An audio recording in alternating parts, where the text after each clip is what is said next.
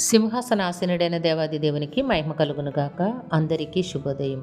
నేస్తమా, శత్రు భయము చేత వేదనతోనూ కన్నీటితోనూ జీవితము వెళ్ళబుచ్చుచున్నావా?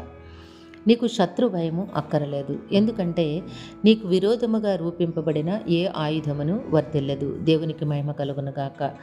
యెషయా గ్రంథము 54వ అధ్యాయము 17వ వచనంలో వ్రాయబడి ఉన్నవి. నీ దేవాది దేవుడి దినాన నీతో ప్రత్యేకముగా మాట్లాడుచు ఉన్నారు. నీ శత్రువుని నాశనము కొరక ఎట్టి పన్నాగములు పన్నినను, ఎట్టి ఆయుధములను సిద్ధము చేసినను నీకు అపజయము కలగదు. సాతానుకే, శత్రువుకే అపజయము కలుగుతోంది. ఎందుకనగా జయశీలుడైన దేవుడు నీ దేవుడై ఉన్నారు, నీ పక్షాన ఉన్నారు కనుక జయము నీదే. ఈ దినాన నీవు ఉన్నతమైన జయమును పొందబోతూ ఉన్నావు. దేవుడు నీకు అనుగ్రహించి ఉన్నారు, నీవు సొంతము చేసుకుంటావు.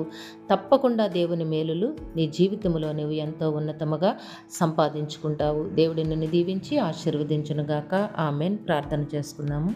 సమాజాలి నమ్మకం కలిగిన తండ్రి, ఘనమైన దేవుడా, మీకు వందనములు. మీ బిడ్డకి మీరు ఇచ్చిన వాక్కును బట్టి స్తుతులు సమర్పించుకుంటున్నాము.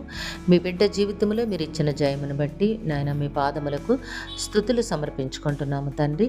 నాయన మా ప్రియులందరినీ, వారి కుటుంబములను మీ దివ్య హస్తములకు అప్పగించుకుంటున్నాము. అందరికీ నీ కావలసిన ఆయురారోగ్యము, పరిపూర్ణమైన రక్షణ, దీర్ఘాయుష్యు, నెమ్మదిని ప్రసాదించి మీ శాంతి సమాధానంతో జీవింపచేయండి.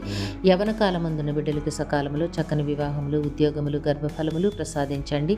విద్యాభ్యాసంలో ఉన్న బిడ్డలకి మీ జ్ఞానమునిచ్చి నడిపించండి. పరీక్షలు రాస్తున్న బిడ్డలకి నాయన ఆరోగ్యమును, జ్ఞాపక శక్తిని ప్రసాదించి పరీక్షా సమయంలో ప్రతి ప్రశ్నకు సరియైన సమాధానమును రాసి ఉన్నతమైన విజయము పొందినట్లుగా దీవించండి తండ్రి. కృప కలిగిన మా రక్షక, మీ బిడ్డల జీవితంలోనైనా మీరిచ్చిన నూతన కార్యములను బట్టి వందనములు తండ్రి. నూతనమైన మేలులు నాయన, నూతనమైన నాయన ఆశీర్వాదములు మీ బిడ్డలకు మెండుగా అనుగ్రహించండి. మీ కృపలో భద్రపరిచి కాపాడమని, కుటుంబాల్లో మీ శాంతి సమాధానము, నెమ్మదిని అనుగ్రహించి జీవింపచేయమని ఈ ప్రార్థన యేసయ్య నామములో అడిగి వేడుకొనుచున్నాము తండ్రి. ఆమేన్, ఆమేన్, ఆమేన్.